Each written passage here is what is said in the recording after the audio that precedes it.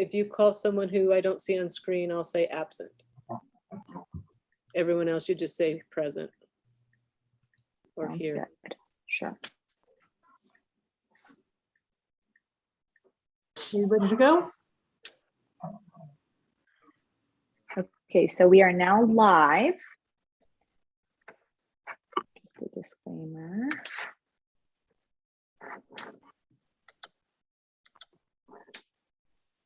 Do you have anyone in queue?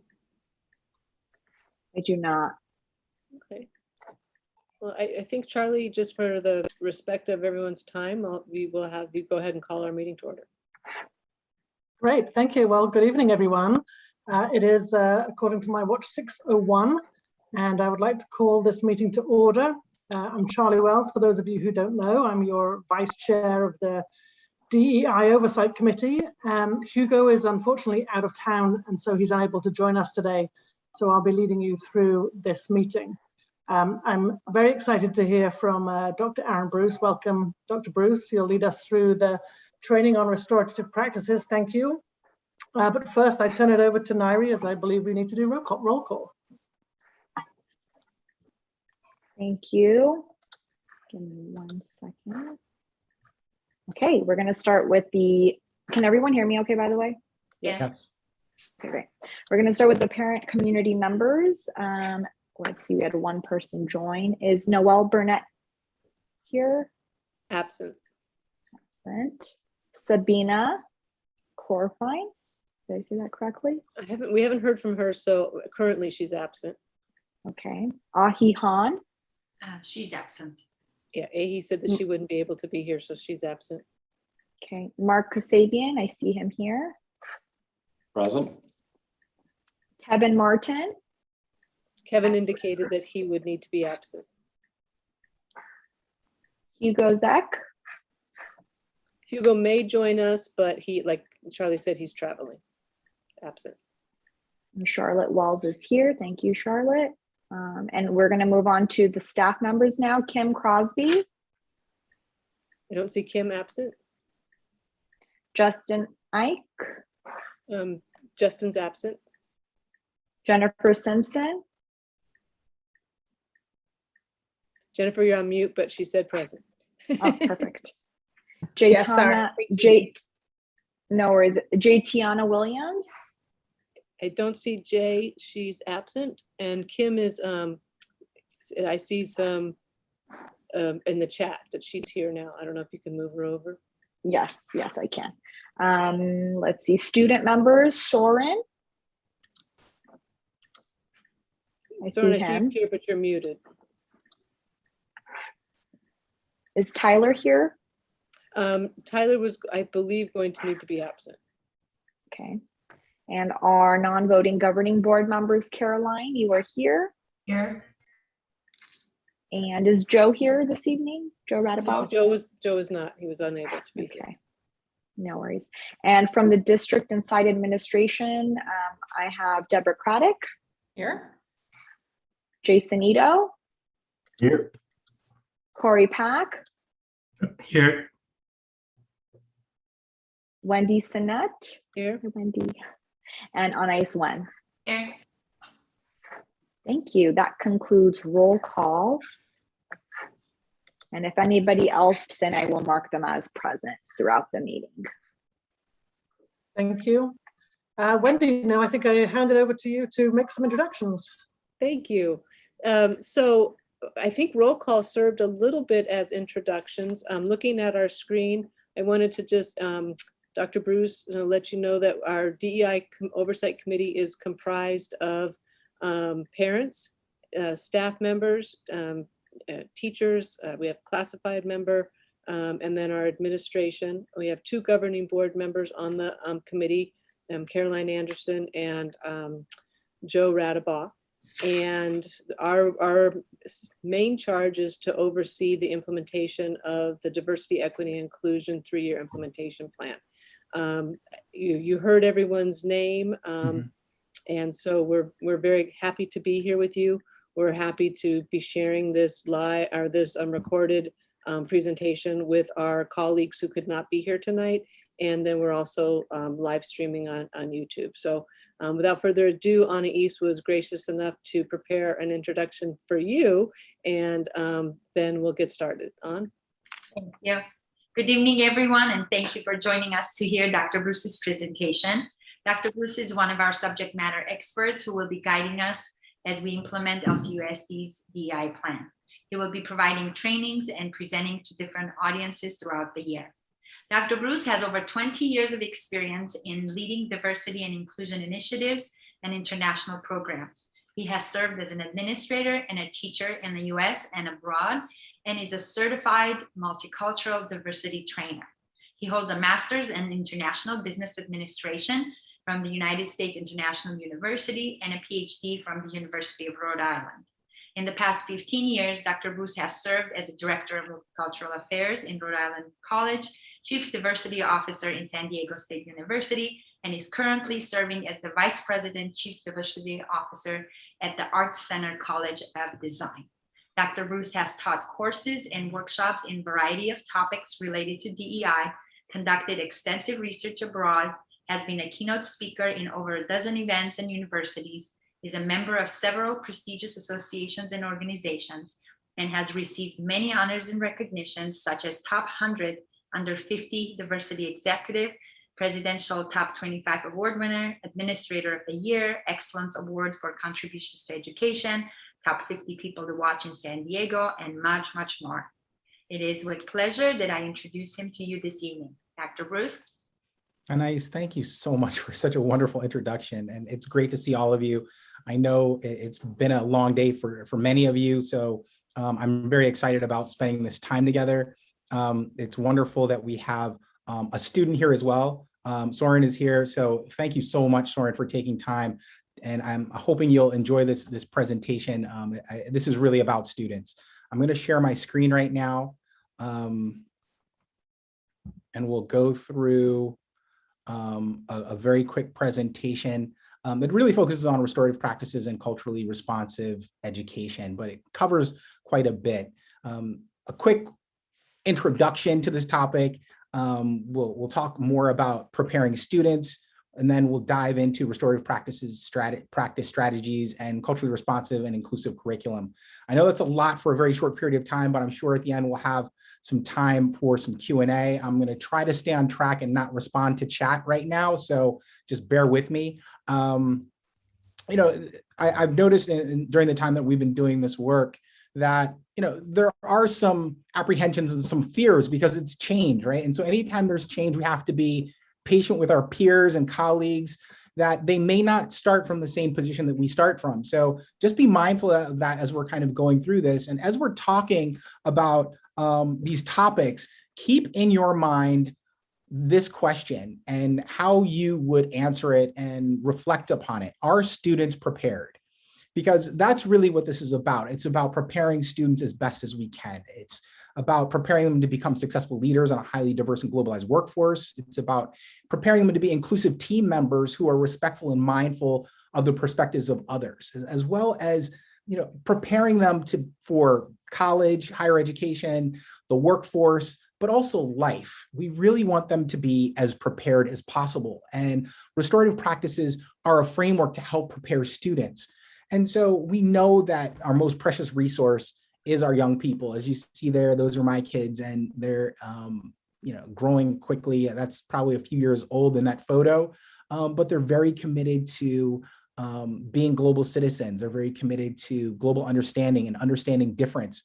And so I'm always concerned about whether they're prepared for a future that I'm not totally sure of what it'll look like. But as I talk with parents who have, young ones who are off in college, they share with me that they come home around Thanksgiving or around the holidays, and they begin to question and have conversations with their family about whether or not they were prepared for college. We know that they're prepared academically, but many students across the country are questioning whether K through 12 has prepared them adequately for conversations around difference in the classroom, diversity-related conversations. Do they have the language or tools to have conversations with the new friends and classmates and colleagues that they've had during their time in college. And many of them have said that, well, they felt like they were at a disadvantage, like they had missed something in K through 12 and they didn't feel prepared. And sometimes they blame their parents or question whether their parents have exposed them to the amazing world that we live in, or whether they blame schools. And the question they always ask is, well, why didn't I learn this in high school? Or why didn't I learn this in K through 12? And it's a little frustrating for them because they're competing with students from around the world in the classroom, and they want to feel competent. They want to feel accomplished. And so we need to really be able to think about that. So imagine for a second, there's a high school student who's a senior and they're applying to top universities across the country, and they're invited to interview on a campus. They get to go to a campus for an interview that, like many college or high school students or high school seniors throughout the country are beginning to think about. And so while touring this campus, they found a very diverse campus community with students from around the world, maybe different from the high school they came from, but they're still excited about their interview. So they go to the interview, they might have even learned how to tie their bow tie along the way, or they're dressed very sharply, and they're a little nervous, but they've been groomed to have a firm handshake, make eye contact, all those things that parents and educators try to prepare students for. And the interviewers were very impressed with their GPA. They had a 4.0, they were on the honor roll, they'd taken some AP courses, they had stellar test scores, even some extracurricular activities and volunteer work. And, that's a very solid profile. But for a top tier school, the search committee is meeting with students like that every month. So they sit down for the interview. They're a little nervous, but the interview's going well. They answered a few questions. They've shared the best of what they have to offer. And then there's one final question that the committee presents. And it sounded something like this. We have a diverse group of students on our campus from across the nation and from around the world. Please share some of your experience and understanding of diversity, equity, and inclusion, and how you expect to contribute to our campus community. So the student takes a deep breath, but they weren't really sure how to answer that question. They weren't prepared. They didn't have some of the lived experiences that might have been able to knock that question out of the park. And if we think about this question, are we prepared to answer that question if we were ever asked that question? And so this is the new question that many employers are asking, many universities are asking, and really the world is asking. What experiences do you have that could contribute to our diverse world to help make it better? And we know that Generation Z, this generation of young people who were born between 1997 and 2012, are experiencing a very different world than what we experienced as youngsters. And we know that they're paying more attention to diversity in the workplace. They're looking for environments that have a diverse team of people in them. The real question is how are we preparing them for that? How are we getting them ready for that workforce that they want to be part of? One of the reasons why this population is so interested in diversity is because they have a different level of cultural fluency. They're very exposed to a diverse set of communities that we never had because they're plugged in digitally. They're that most plugged in digital generation. They're digital natives. This is the most antiquated piece of technology they will ever hold in their hand. More than 95% of them have smartphones. They feel anxious many times if they don't have their phone with them, and they're checking for notifications from the time they wake up to the time they go to sleep. And they're exposed to a lot more digital content that sometimes we're as parents not even monitoring, as educators, we're not monitoring it either. And so they have more questions about the world. And so what we're trying to do is prepare them. And some of the things that we're doing in school districts to prepare them is to give them new competencies that help them prepare for the world that they're experiencing. These are some of the tools that are going to be necessary to ensure that they have a bright and successful future. So the conversation we're having isn't just about academic excellence anymore. It's also about social excellence. And the restorative practices give us a framework and scaffolding to understand that. So imagine for a second, a student, they've earned a 98 on a quiz in class this week, but later on they're bullying a student in the hallway during the day. Are they a good student? If a student makes a sexist remark at a sports event the same afternoon, that same student, do we perceive them as a good student even though they have a high GPA and are achieving academically? That same able-bodied student might drive their car to school. Maybe it's a car that their parents bought for them for their senior year gift. And they park in a place designated for a person with a disability. Can we still consider them a good student? Or maybe on their social media, they're making a joke with their friends about the race or ethnicity or sexual orientation of a new faculty member or teacher in the school. Are they still perceived as a good student? And so what we're trying to do with restorative practices is not really about creating a program, but a shift in mindsets that allows students as well as stakeholders to develop a capacity for understanding difference and creating a climate where all students can thrive.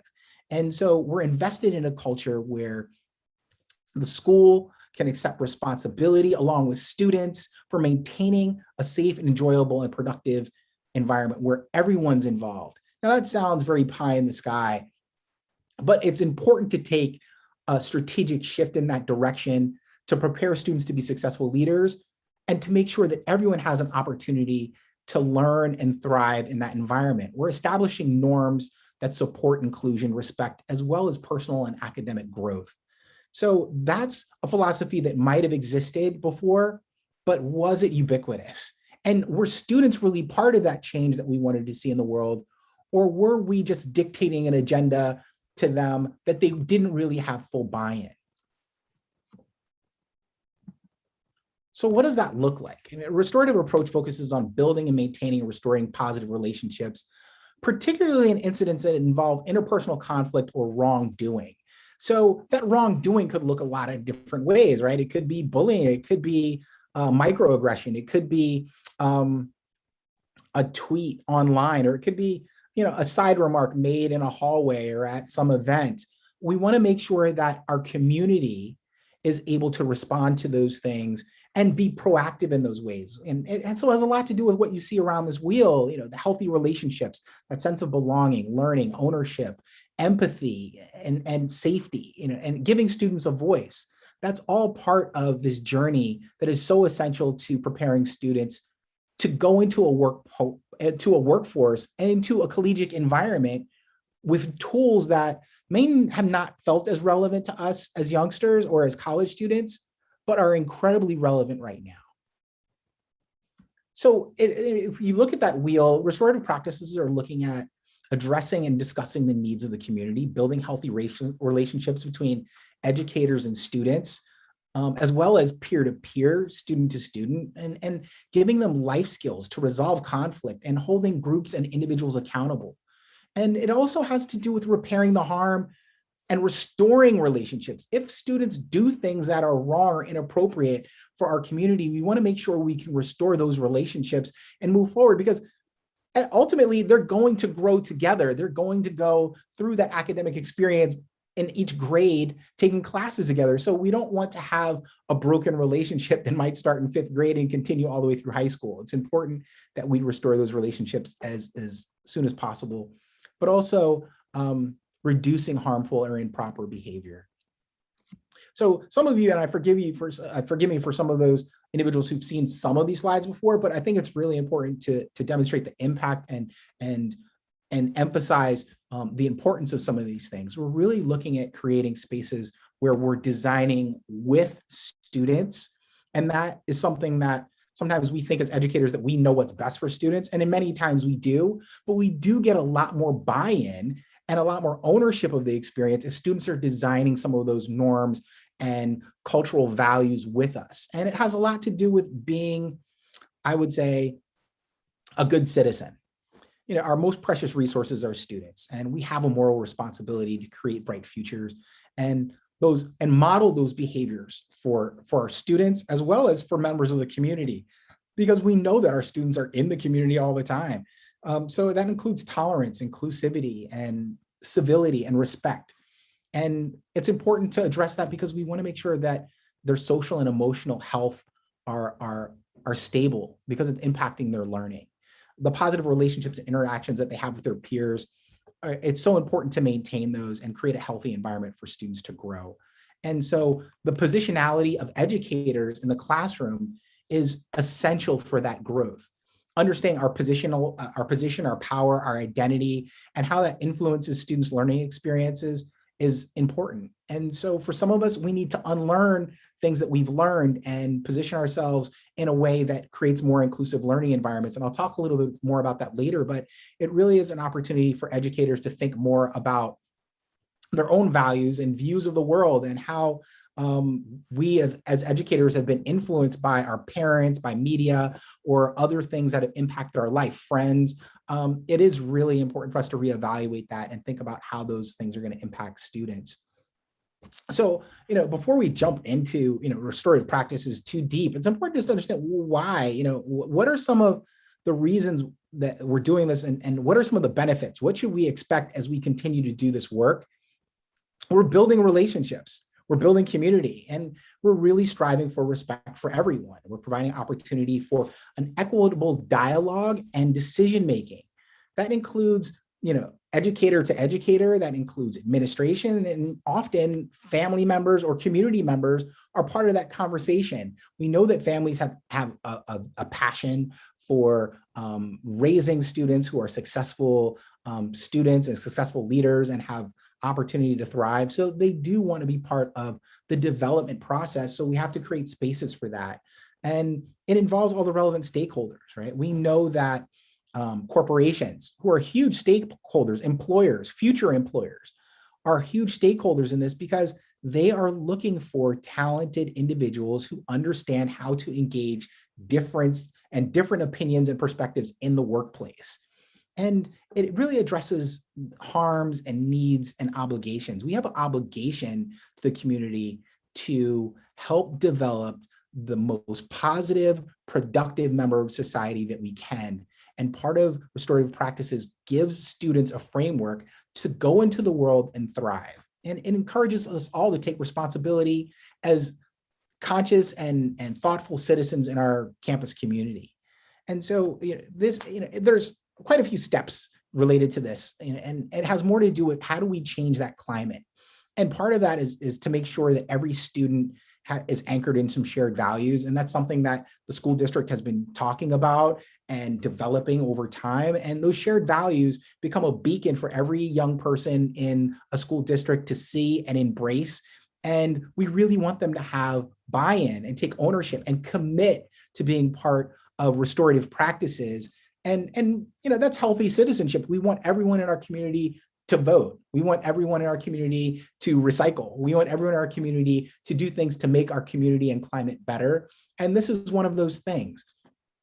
And it's important as educators that we model that behavior so that young people feel like they have a sense of ownership and can actually demonstrate that not only in school, but in the community.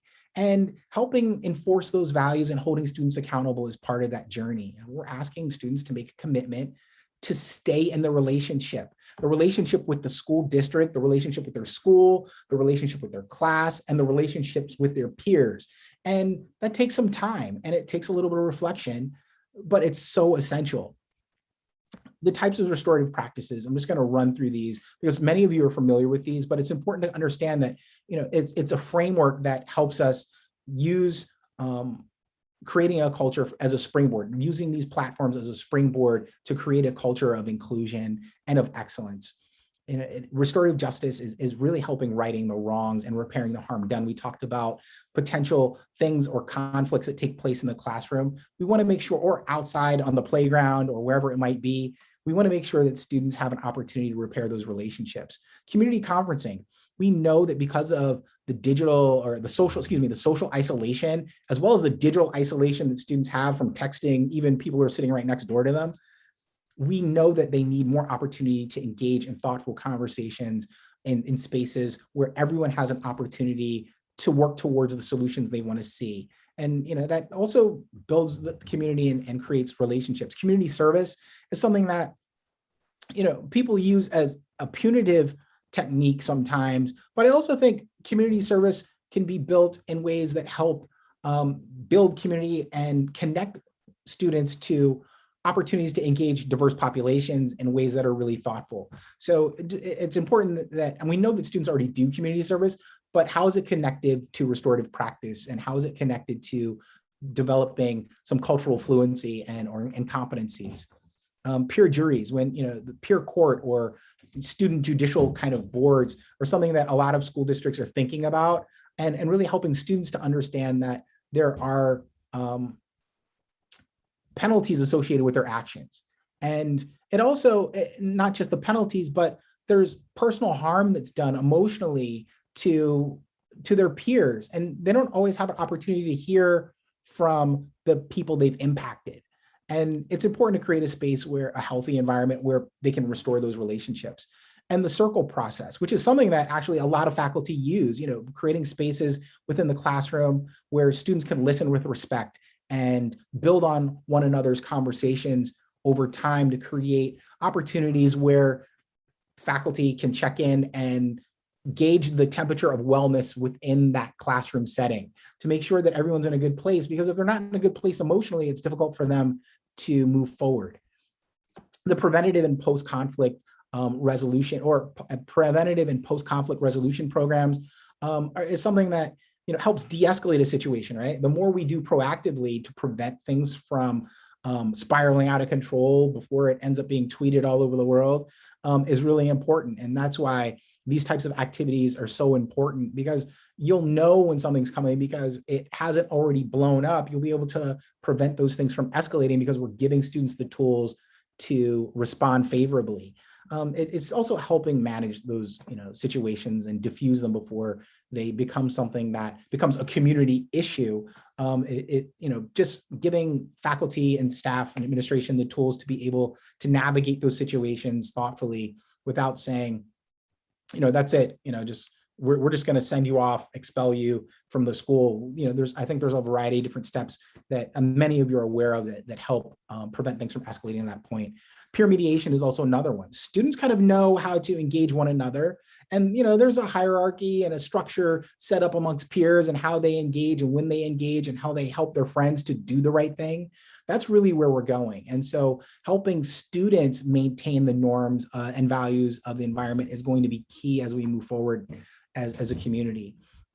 Informal restorative practices, just checking in, seeing how people feel, and monitoring one's feelings is very important to this work. And some of that communication is digital, right? And some of it's verbal, but gauging the temperature of the community on a regular basis and making sure that students know that they're valued is something that schools around the country are paying more attention to.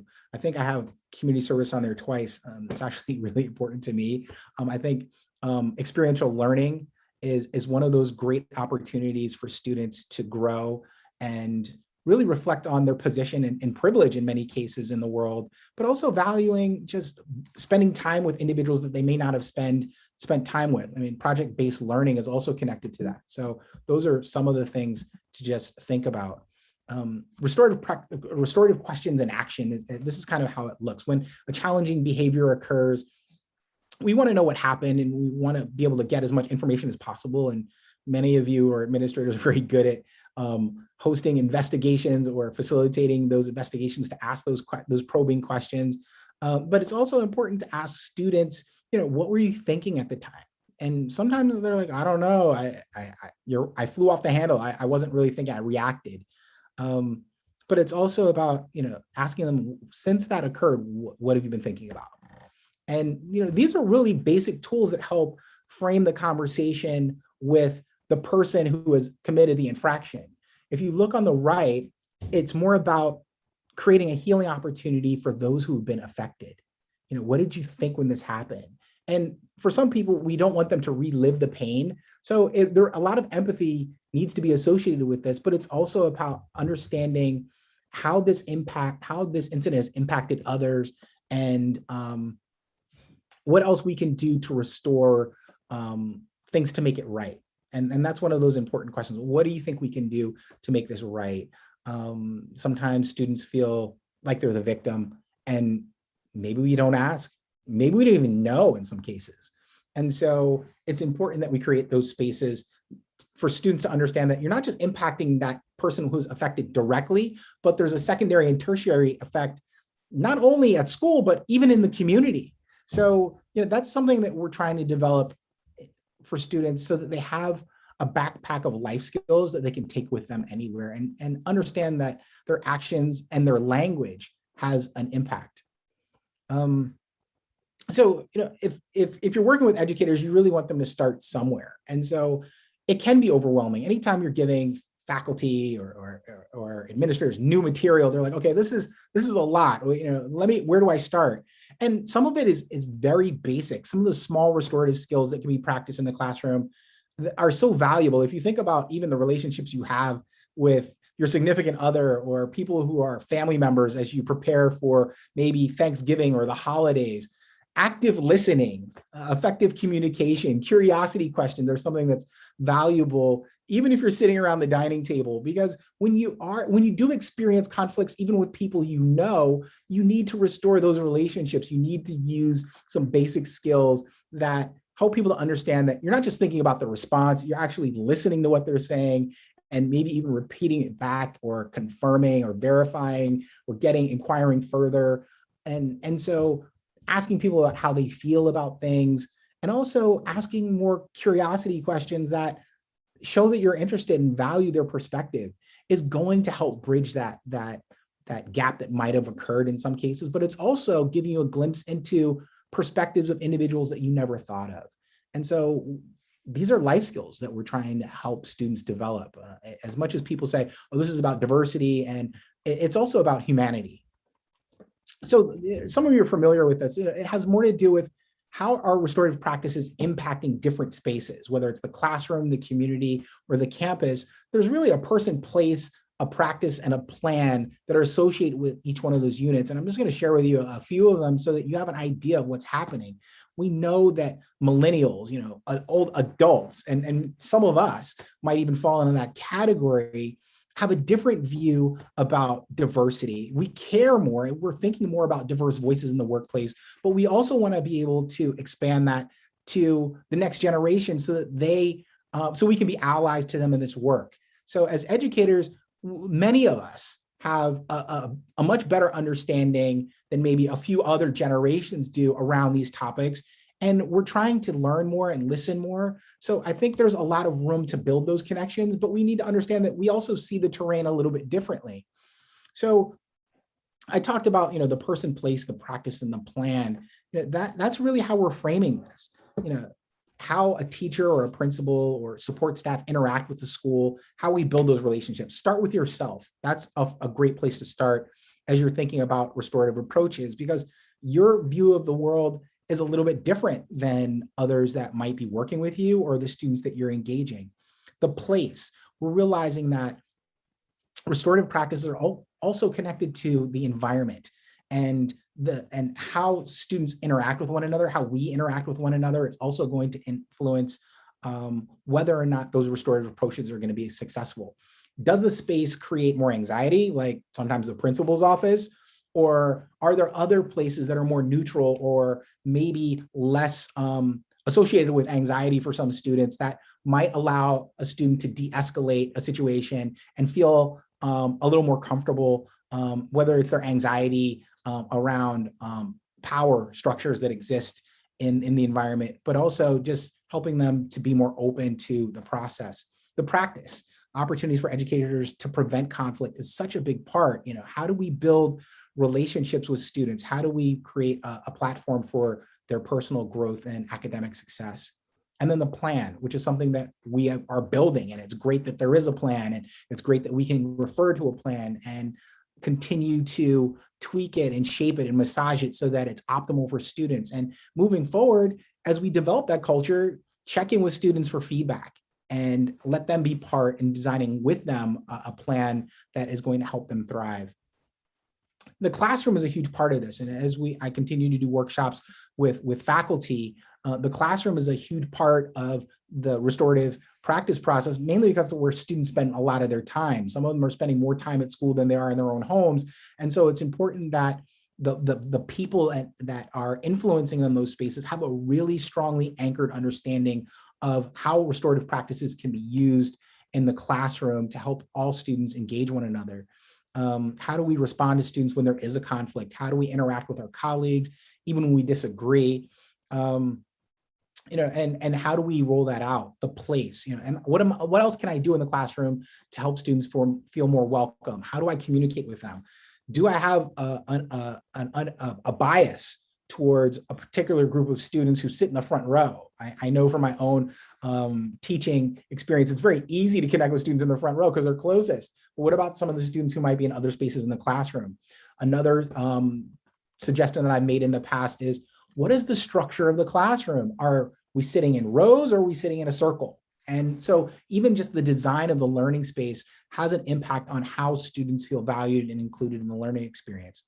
The practice, what's the process of involving students in a particular disagreement? How do we get input from students to address the challenges they're facing? And some of the plans, when you experience a disagreement, you want your colleagues to kind of have your back and kind of understand procedure and understand how to be supportive of you, as well as to help you follow up if you need to. Who else do you need to report that conflict to? And we have procedures related to that. But understanding that we're all in this together is a huge part of that. And also, what's the plan for how we engage family members and community members around some of these topics should they inquire? So when we think about, I'm shifting now into culturally relevant pedagogy, but that gives you an example of how it connects to the classroom experience. And this is kind of where the meat and potatoes of what it might look like as we're trying to figure out, how do I incorporate some of these things into the learning environment? We talk about culturally relevant practice, and that's more how students see themselves and their identities reflected in the curriculum. And some of that might be in the Common Core, but it's up to us to kind of build out spaces that help students to see reflections of their identities as well as many others, whether it's ability, whether it's sexual orientation, whether it's race, even religion, age, nationality, gender. It's very important to create those markers for students so that they have a broad perspective. And I feel sometimes like I'm preaching to the choir because many of you know this, but it's an opportunity to just kind of reinforce some of those thoughts. And we'll have time to talk a little bit later, and hopefully we'll have a great conversation, including those voices that even if they're not represented in the room. Although Los Angeles has a very large population of Native Americans, probably over 100,000, who self-identify as being part of a particular indigenous community or First Nation, we may not always see them in our classrooms. We still need to make sure that we're engaging in practice that brings those voices into those spaces. And how do we position ourselves in the classroom to empower students, which is a really important thing to think about. And then culturally responsive is a little bit different. We want to recognize and validate the cultural displays of learning that students have. Like, how do students present their understanding of material? Is it spoken word? Is it a rap? Is it some other poem that they might do? Or is it a painting or a picture? Valuing students through their cultural lens or the way they see the world is really important because it validates who they are. And when we find students that feel like they don't have a sense of belonging, it could be because they don't feel like there's a space for their voice or their identity in the classroom. Choose instructional practices that let students' assets shine. And that's part of it, right? How do we help them to present their understanding of material in a way that makes them feel good? Developing lesson plans to teach the students. Knowing the students is a big part of that, right? And so the reason why I have centering at the bottom is because there are many students in higher ed as well as K through 12 who never feel like their identities are at the center of the classroom conversation or the lesson. And it means something incredibly validating for students to have that. Let me go to the next slide here. So preparing faculty to teach is a lifelong journey, right? I mean, we're always learning new things. And as educators, we're always committed to our craft and developing pedagogy that's current and relevant. And so when it comes to restorative practice, when it comes to inclusive curriculum design, it has a lot more to do about understanding the background of students and their identities and finding common ground and then moving to higher ground. So, the background requires a little bit of work because maybe we as educators didn't learn about some of these communities or identities when we were in K through 12 or in college.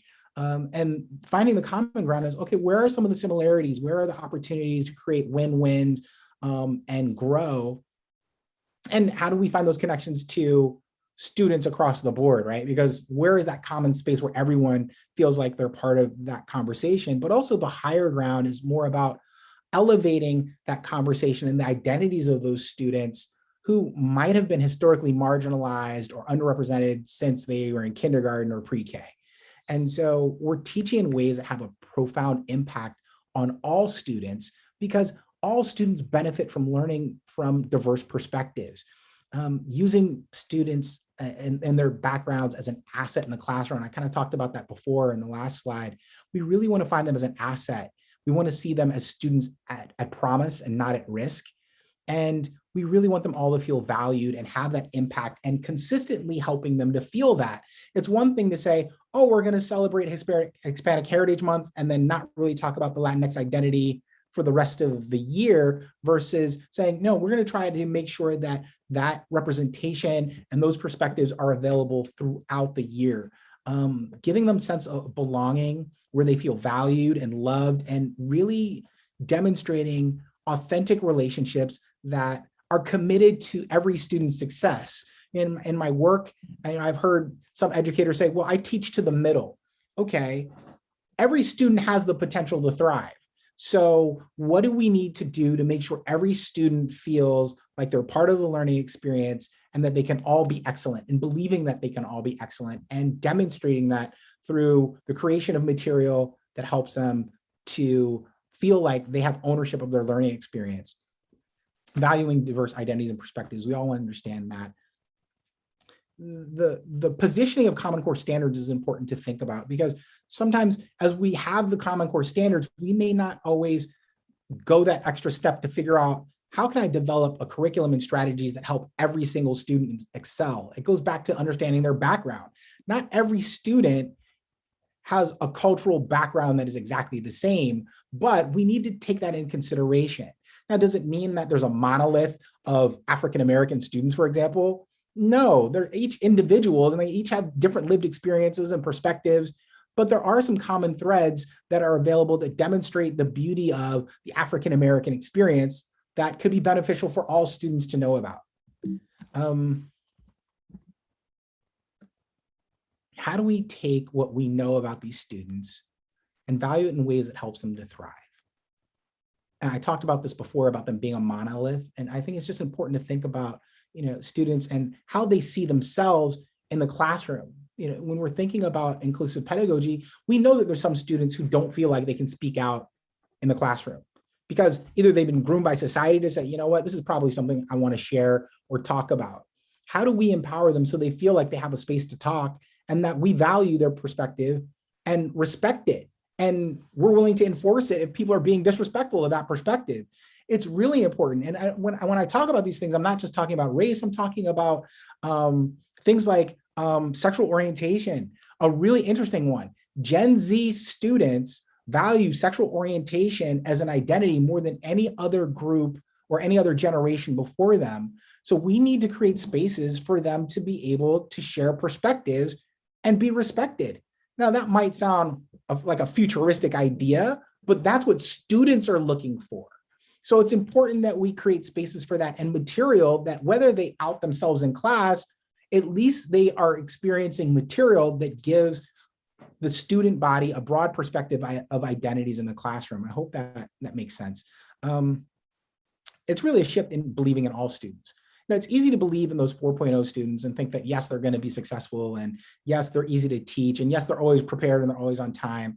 But it's critical thinking about what's happening in the classroom and what's happening in society and creating an environment that works for the students, because it's very easy for us to say, well, it's the students. How much of that is related to the environment?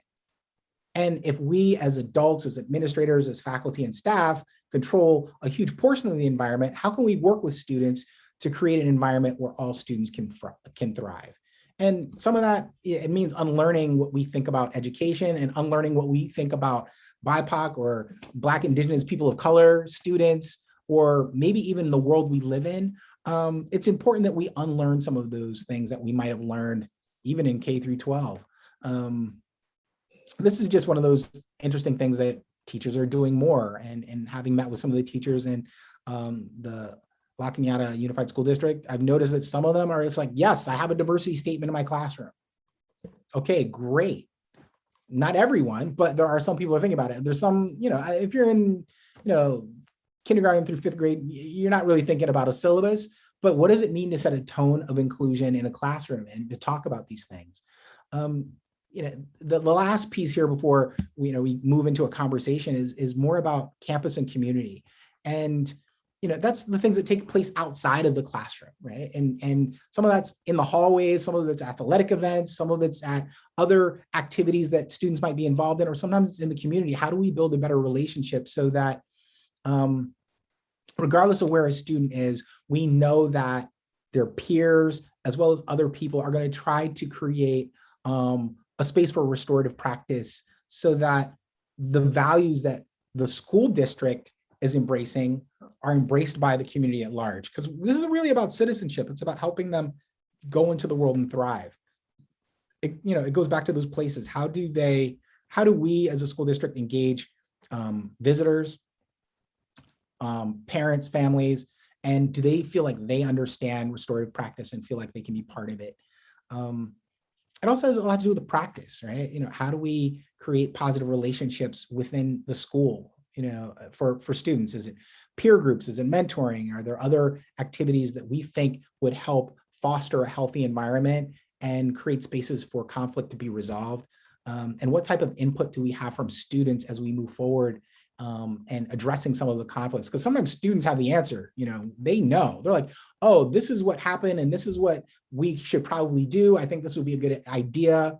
Maybe there's an apology of action associated with that conflict, which is a really interesting concept that some people don't completely understand, but it's definitely worth exploring more. I found a lot of success in higher ed related to creating apologies of action, because we're really not destroying students' futures. We're trying to help them build their future. And how are pro-social behaviors taught? What's the plan? What are the preventative techniques? And so I'm going to stop here and just include that last question, that question that I started with. Are students prepared? And what does that mean to families? What does it mean to students to be prepared? And what does it mean to the school district? So thank you so much for your time. I'm going to stop sharing right now, and hopefully we'll have time for a good conversation. Questions, comments?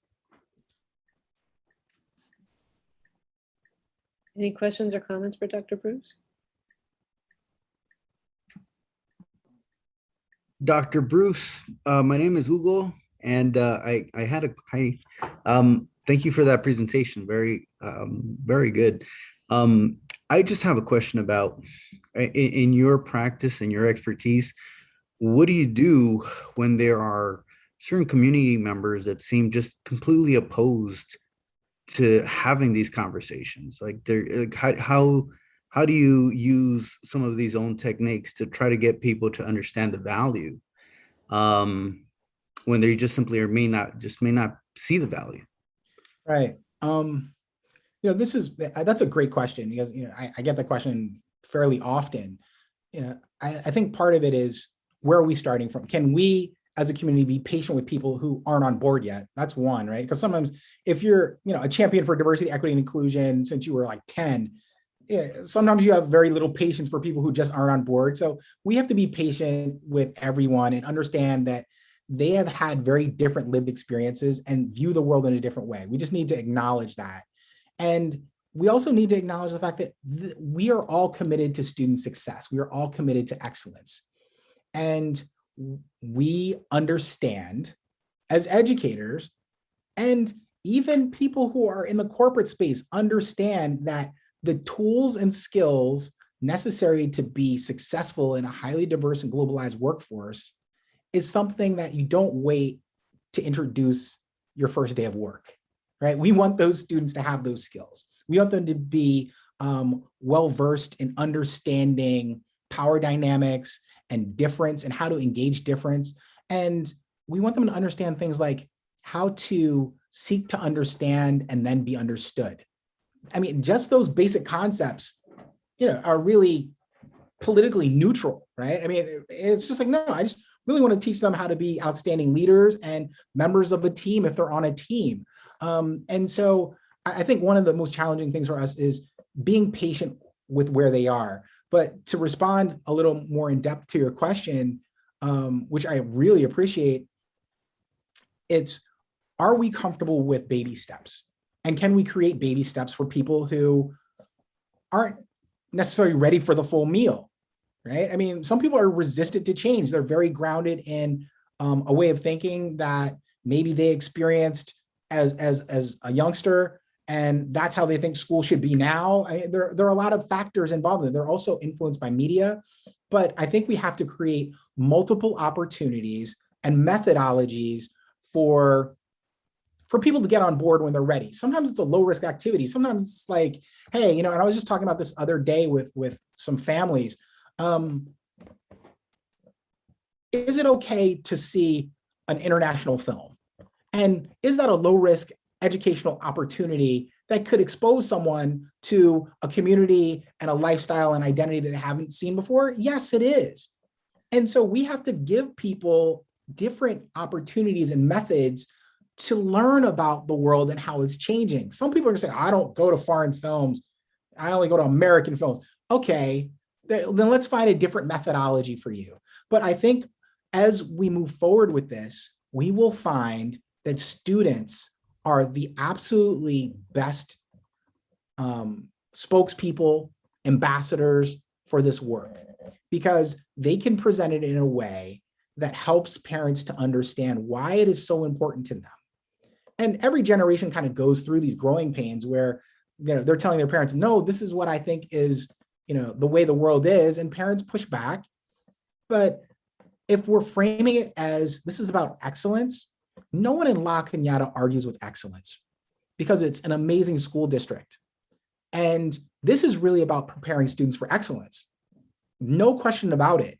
I'm not trying to change someone's views on different lifestyles or identities. I'm trying to help prepare them to be successful members of society. And this is one of the skills that's needed. The same way technical skills 40 years ago were being talked about. There were some people who were resistant to learning how to do an attachment or a mail merge. If you think about what the first emails were like, people were like, that's a bunch of hooey, that's a fad. Electronic mail is a fad. If we were presenting in that way, it's like we present students with technical skill, academic skill, and social skill, because we want them to thrive in the world. If they were operating in isolation, it would be totally different. But we're not operating in isolation. We know the demographics of the world are changing drastically.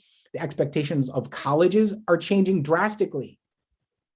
And that's why I started with the example of student goes for an interview at a college. Yes, they've got a 4.0, but we want to know about some of the other excellent skills you have and experiences that are going to contribute to our environment. Because what they don't want is a student who's going to go around and disrespect other people, including faculty and staff, alumni, visitors of the campus. They want people who understand civility and civil discourse.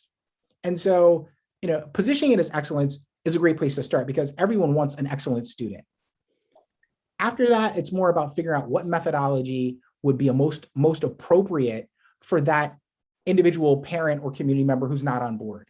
How would you like to receive some more information about this? Is it a Zoom call? Is it a short film? Is it a video at 3 o'clock in the morning in your pajamas? Is it a presentation from a panel of students who are going to talk about how this has transformed their life? Is it a panel of other parents who understand? I think there's a lot of different ways to position this type of initiative and culture shift in ways that are digestible for people who don't fully understand, because in some ways they're we're pushing against a lot of misinformation often. So we have to be patient and understand that, okay, they're getting misinformation. How much are they prepared for? Maybe it's a panel of employers, because every parent is thinking like, yeah, I want my kid to go to college and get a job. And that's what everyone's thinking about. Where's their job going to be located? I mean, one of the reasons why I introduced Mandarin to my children is because I wanted them to be global citizens. I wanted them to understand that, hey, you might be working in China. You might be working with a Chinese company. Who knows what the world is going to look like, but I want you to be prepared. And so parents don't really argue with that. They just don't know enough about necessarily, okay, what is industry expecting 5 years from now, 10 years from now? That maybe they haven't heard that conversation.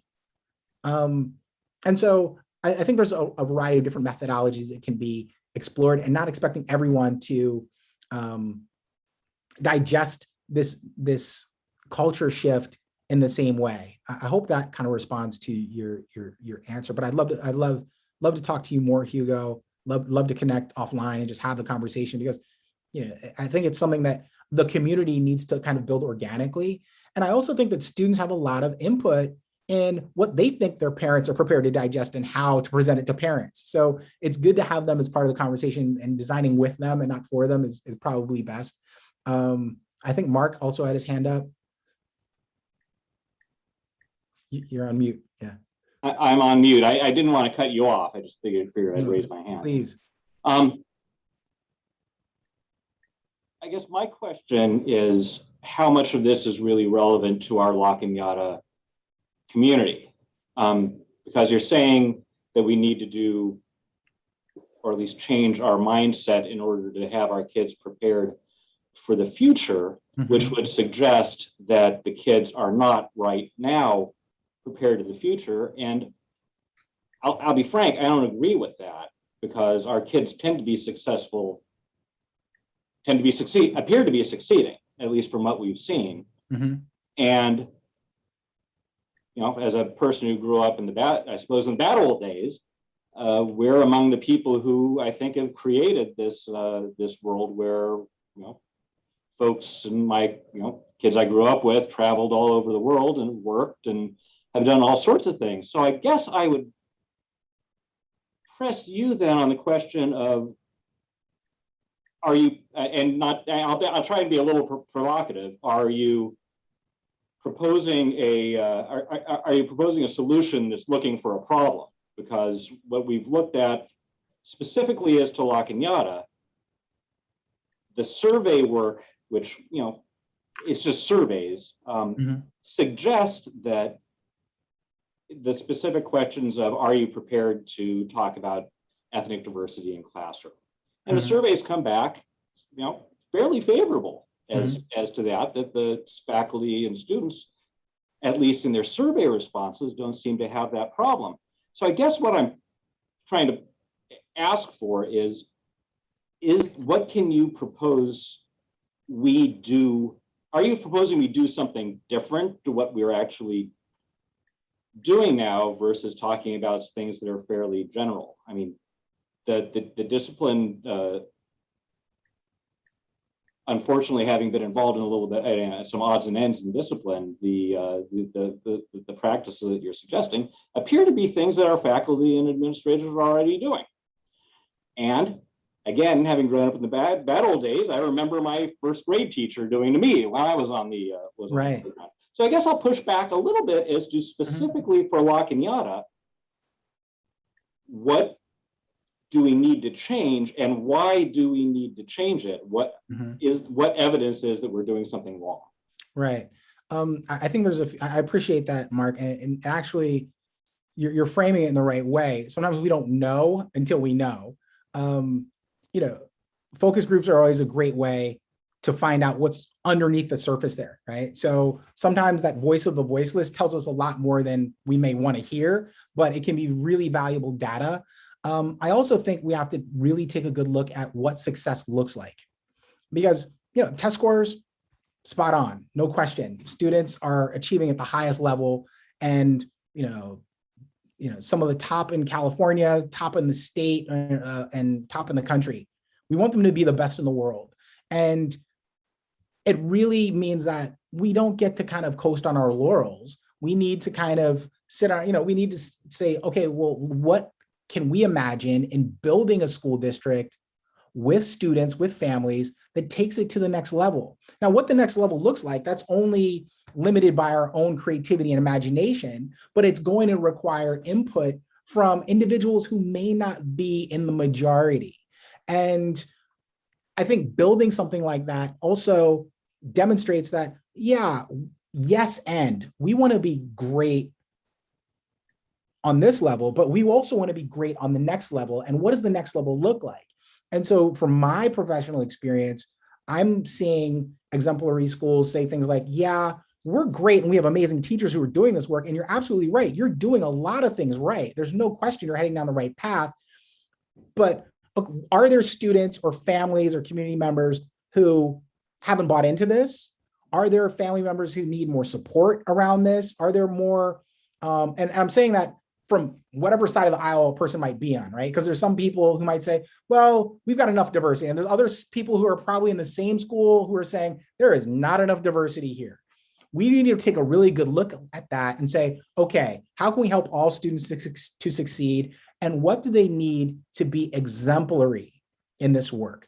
Not just the basics, because anyone can be coached on how to get through a diversity question. But what does it mean to be a champion in your own community and in the world around these topics? There's a lot of ways to travel the world. You can go to beautiful resorts, or you can do service learning in indigent communities. And there's a difference between taking a poverty selfie in front of kids of color and actually understanding their stories and asking permission before you take the photo. What we're trying to help people to do is build an empathy and understanding of the world, whether it's local or global, and thinking about how do we prepare them to be exceptional in a very diverse world. That's really what it is. I don't think it's a magic bullet, but I can tell you that based on what you've been doing, you're on the right path. I think it's more about how do you maintain that momentum and how do you build confidence in educators to be champions in these spaces so that when they see something, they can say something and they can model the behavior and help students adopt these practices in the world, which is such an amazing thing because that's what colleges are doing. We're saying to employers, you want our students because they've got great technical skill and they have this amazing portfolio of lived experiences that demonstrate they have some cultural competency. That's kind of where we're going with it. It's, you know, I think it does require some time and energy and creativity, but, you know, given the trends that are taking place in the world and changing demographics, you really want students to be able to stand firmly on these topics. And I think because they're digital natives, they're gathering information very quickly and are able to kind of figure things out and talk about things. But we just want to create spaces and structures and facilitate that. And hopefully the parents who don't get it will also grow and continue to be lifelong learners along the way.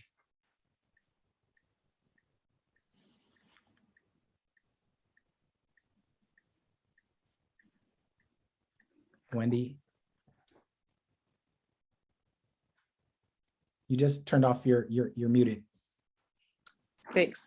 One of your slides read skills for restorative practices, and it had 3 bullets: active listening, effective communication, and curiosity questions. Can you just define affective questions? I know effective questions, but I want to make sure I'm clear on that. Yeah, it's interesting. An effective question might be, I felt this way when you did this. Can you tell me, you know, more about, you know, did you realize you were going to make me feel that way when you did this? It has more, the I becomes a really important place to start when you're asking that question.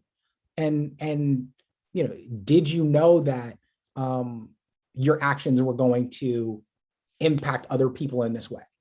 You know, it's an interesting way of framing it, because usually we say, like, I'm really mad at you. It's like, okay, but did you know how it made, you know, I know it made me feel that way, but did you know, did you have an idea of the impact that you would have? Did you know that it was going to impact the community in this way?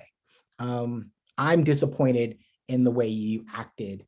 And members of our community are impacted by this as well.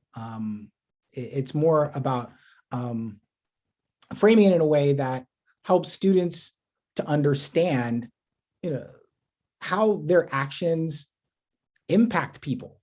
Because a lot of the time they may not. I mean, some people are intentionally hurtful, but what I'm finding is that students are saying and doing things because they thought it was funny, they thought it was a joke, they thought it was going to get a laugh, and not really fully understanding the pain that they're inflicting upon their peers, or upon faculty by what they said. Like things like, I was really disappointed in the way that your comments disrupted the classroom. I think it's important to frame things in a way that people understand, like, yeah, I'm disappointed. And did you realize that it was going to disrupt the classroom? How do you feel now about disrupting the classroom? What else is going on? Sometimes we don't take the time, and this is, I didn't include the slide and the story that I've used before, but every student, we assume, wakes up in the morning and has a healthy breakfast, no conflict with their parents, and they merrily go to school listening to their favorite music in the car. That doesn't necessarily apply to all students. And so whatever conflict they had before they arrived at home or arrived at school from home, that's going to be something they carry throughout the day. And some students will act out in unusual ways because they didn't start on the right foot. How do we reverse that process so that they feel like, okay, I can reset and not go in a downward spiral for the rest of the day? And who cares if I reset? That's the other thing, right? That's all part of this restorative practice. And I think it's interesting because if students were able to care about each other in that fashion and help each other to reset, well, then educators' jobs would be less challenging because we'd be able to support each other in our environment. And they would take that in the community and they would care more about, human beings and whether they've been hurt by one another or whether, and even if the restorative practice piece is more about, if I hurt you, okay, how can I make it right? I understand that I did something wrong. Let's talk about what I can do to make it right. And I think that's something that our country really struggles with. It's like, oh, I can hurt you, it's too bad. I said it, deal with it. And if I don't like it, if you don't like it, well, then I'll unfriend you, or I'll block you. And we were talking about digital natives, they function on that frequency. It's like, look, I'm not going to follow you anymore. I'm going to unfriend you. I'm going to block you. Okay, that's not restoring anything. And shouting at one another in the middle of a protest for whatever reason is also not going to help. And so as we prepare these future citizens, we need to just give them tools that are going to help them understand how to develop healthy relationships with one another and how to be patient with what they don't understand in the world. That's one of those things. I mean, fear is a huge factor. When you encounter something different, you fear it because it's unfamiliar. Okay, well, do you have the self-awareness to be able to address that before you pass judgment? And yeah, many students will get that because they have amazing parents and they've had some amazing educators along the way, but it's not just a handful of students we want to have those skills. We want every student to have those skills because it really does help them explore and appreciate a variety of ways of solving problems. I mean, there's many students who are groomed to believe the American way is the best way. Okay. Compared to what other places on the planet are you making that judgment? And can you be open enough to the world to say, yeah, the American way may not always be the best way. There's other ways of thinking about problem solving. And even adults struggle with that. I think one of the examples I presented is related to my partner. My partner grew up in another country. And, when we were kids, most of us, we would go into the cafeteria or the lunchroom, and some of us might even sat outside for lunch. And we had the luxury of being able to trade. We could trade a Twinkie for a ho-ho. We could, we would do trade. That's like kind of the American way.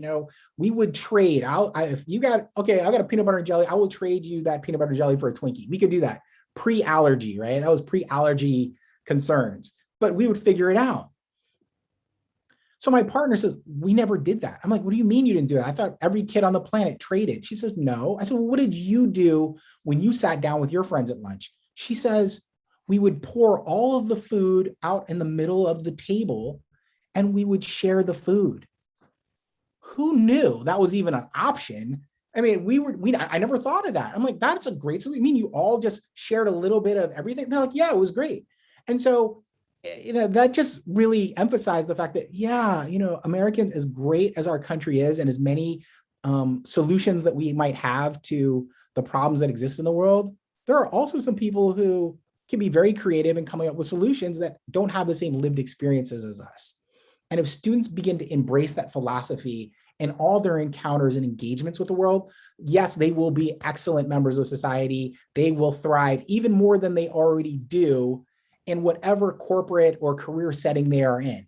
And I think that's really what I'm trying to answer with Mark's question is, yeah, yes, they're going to be exemplary leaders. I mean, because they've already got the deck stacked in their favor, right? They've got an amazing school district, amazing teachers. They've got amazing parents that have access to tutors and resources and coaches and all these other amazing things.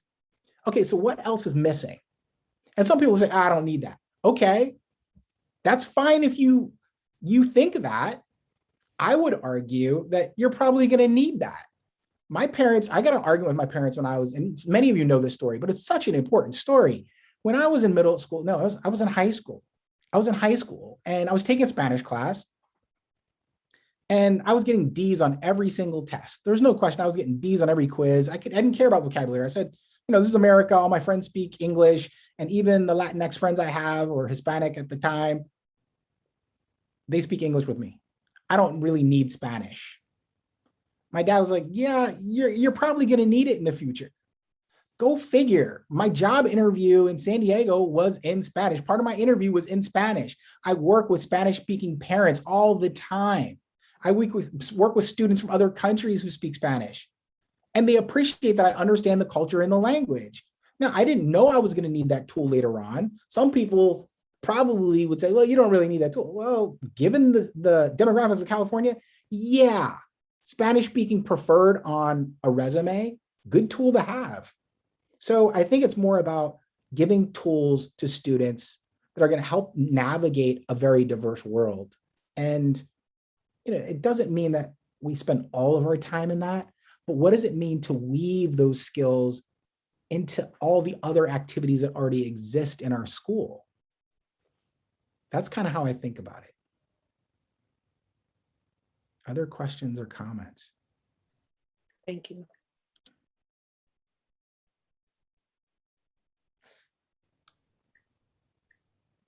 Hugo. I have a question about what's your experience like working with teachers, and what questions or what obstacles do they find in working with these topics and these subjects and implementing some of these ideas, and at the same time, and following with that line of questioning, how do you ensure that they understand that they still retain autonomy in their classrooms to do what they've been trained to do, they are the experts. They know how to educate, and they should be given that they need that autonomy, right? Mm-hmm. But how do you balance all that?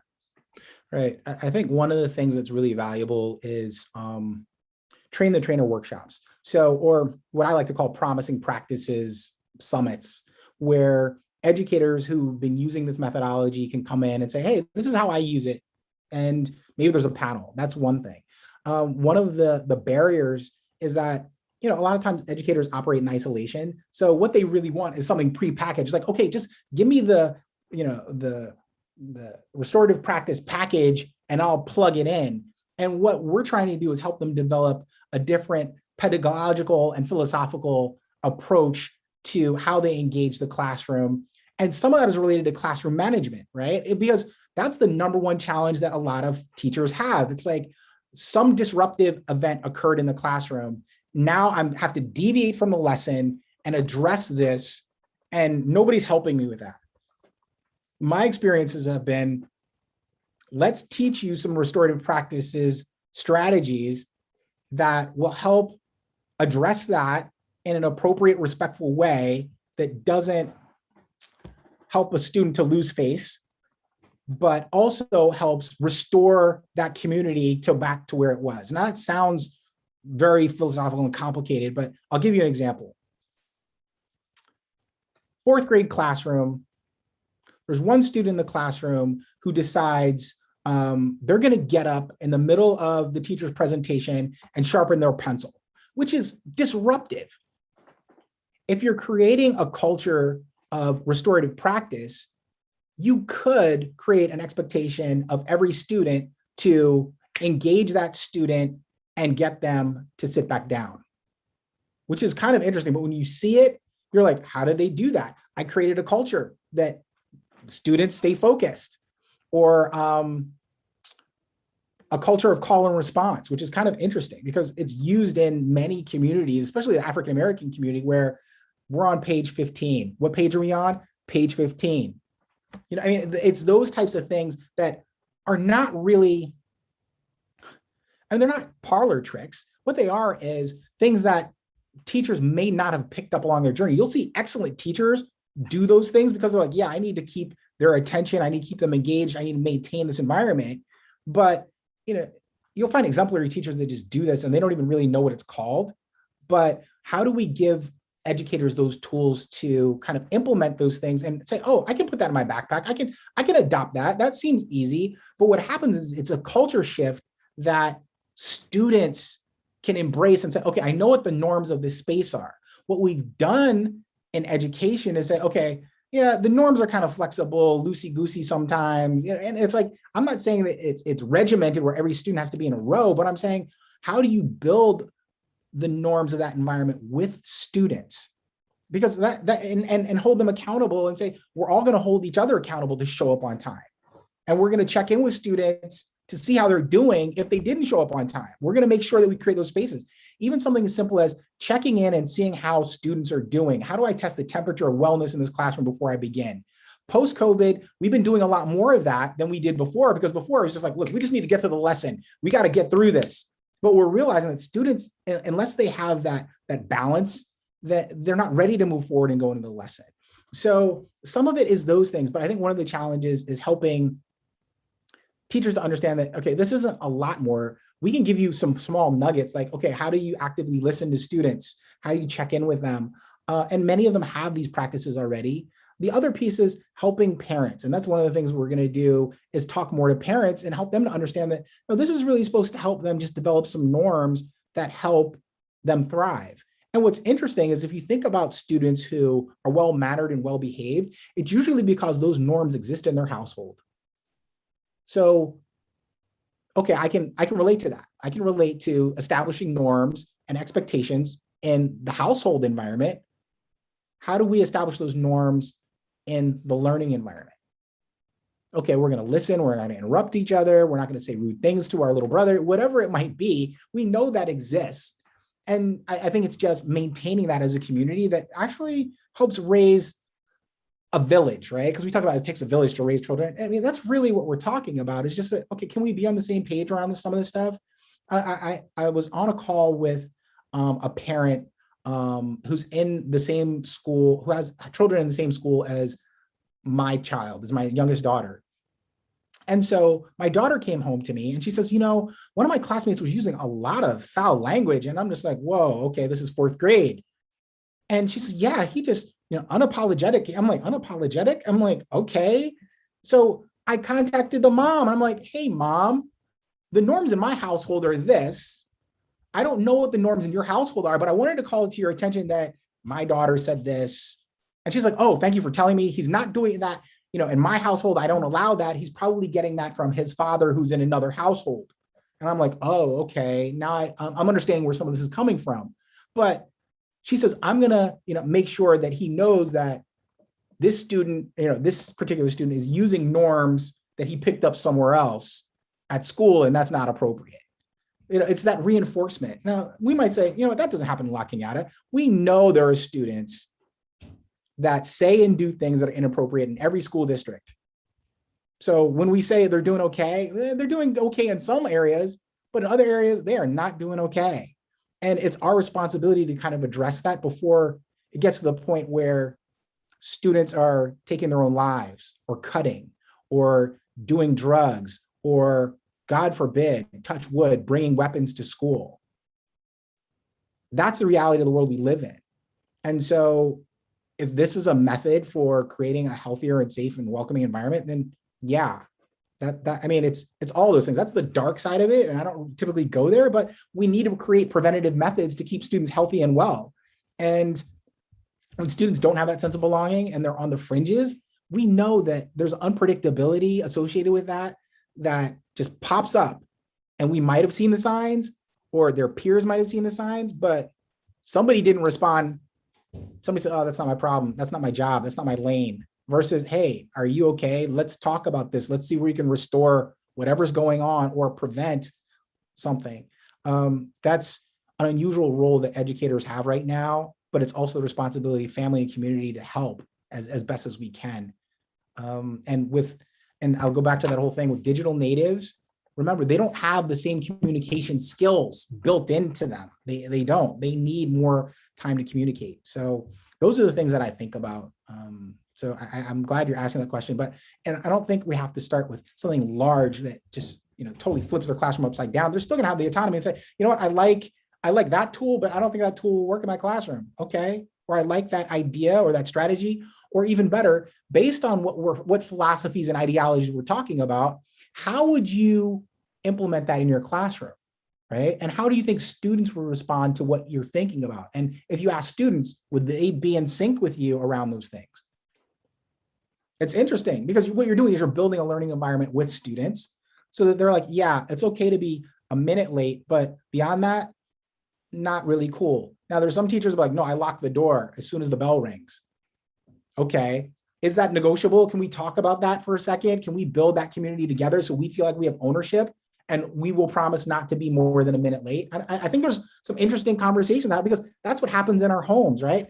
Listen, mom, I want to stay out until like 10:30 or 9:30 tomorrow night on Friday. I know my curfew, or I'm expected to be home at 8, whatever it is, you negotiate, well, where are you going to be? Okay, but if you're beyond that, if you're later than that, then there's going to be consequences. We talk about those things with the kids in our families all the time.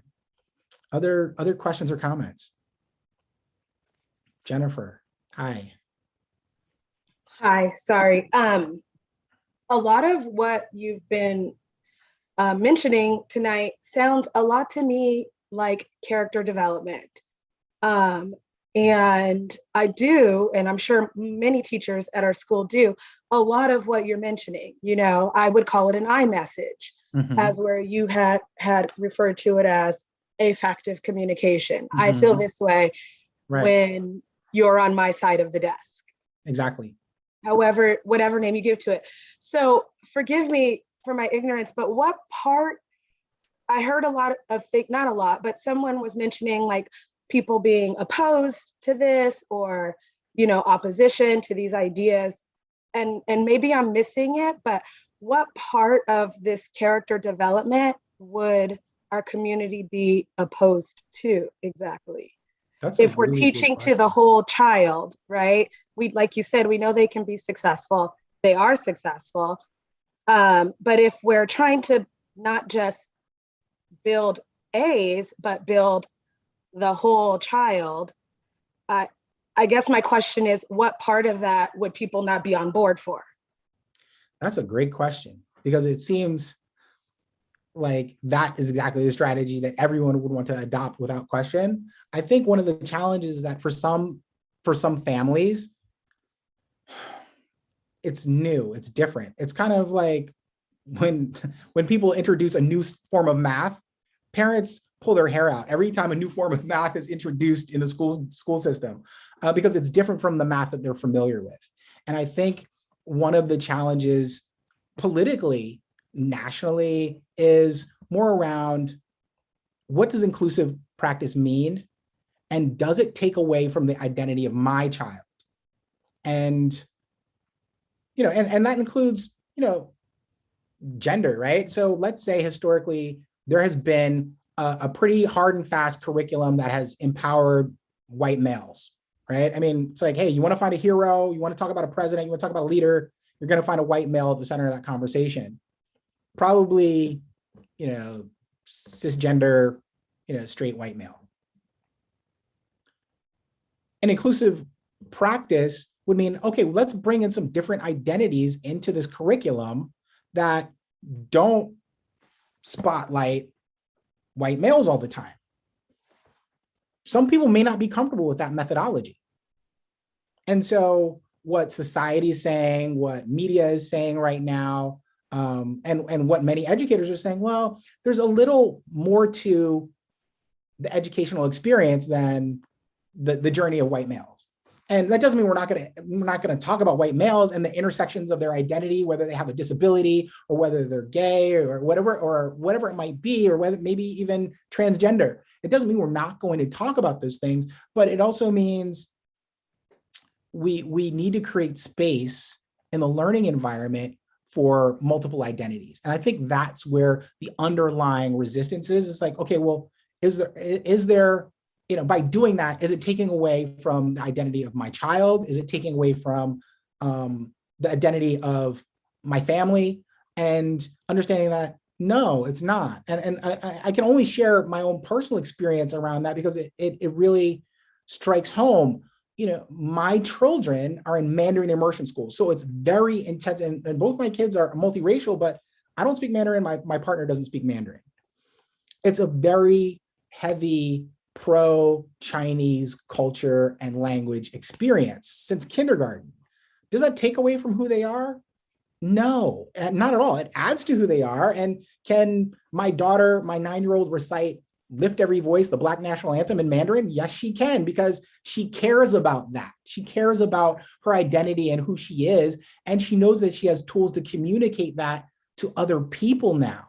So, I think the fear is natural to think that, okay, well, this shift in the terrain and the power structure is going to negatively impact me. And what I'm saying is that, well, I don't think that's the case. I think anyone who's equipped with a portfolio of experiences connected to other people is going to make them a more valuable member of society.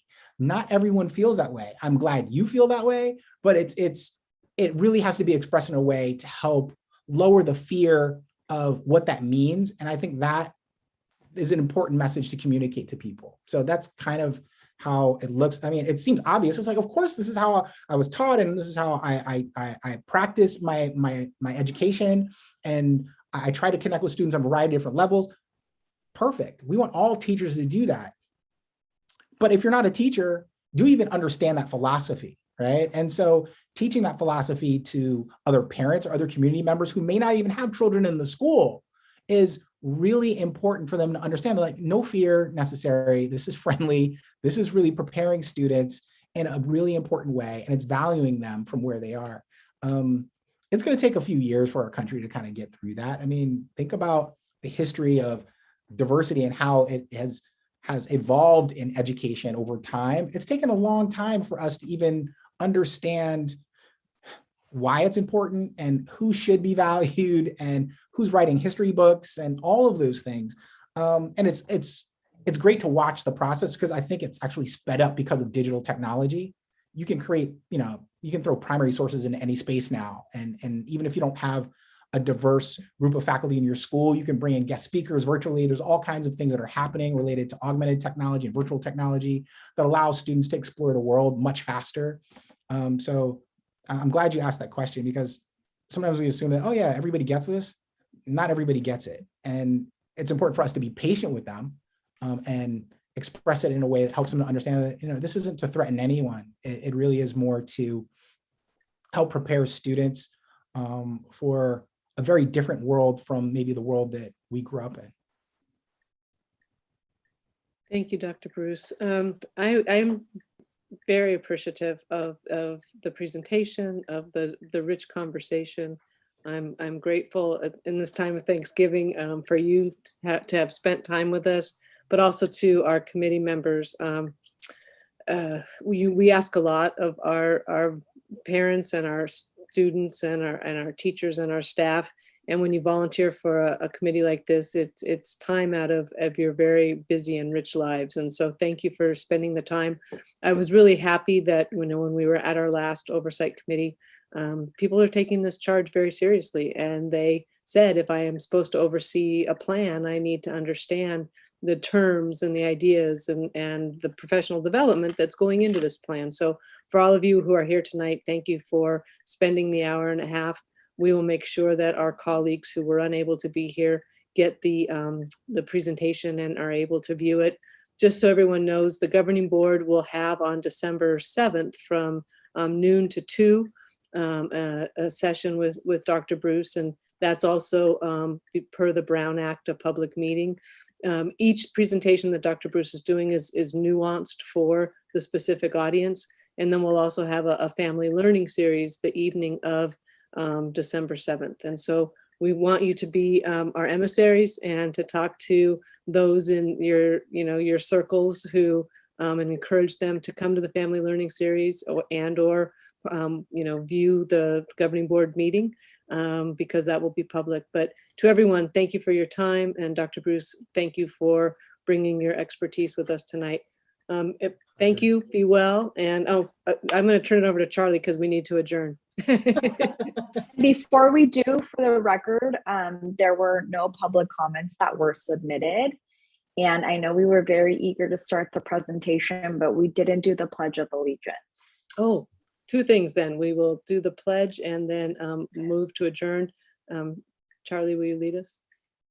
I cannot lead you in the. Would you lead the meeting and select someone to lead the pledge? Oh, for sure. Corey, can we have you lead us, please? Yes. Yeah, let's go to stand. Right. I'll do typical elementary sense. Put your right hand over your heart. Ready? Begin. I pledge allegiance to the flag of the United States of America and to the republic for which it stands, one nation, under God, indivisible, with liberty and justice for all.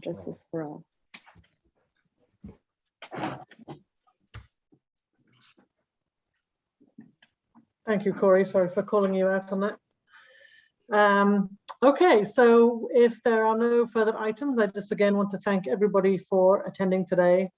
Thank you, Dr. Bruce, for joining us, and I very much look forward to seeing you all at the next meeting. It is now 7:32 and this meeting is adjourned. See you next time. Have a happy Thanksgiving, everybody. Happy Thank Thanksgiving. you. I be well.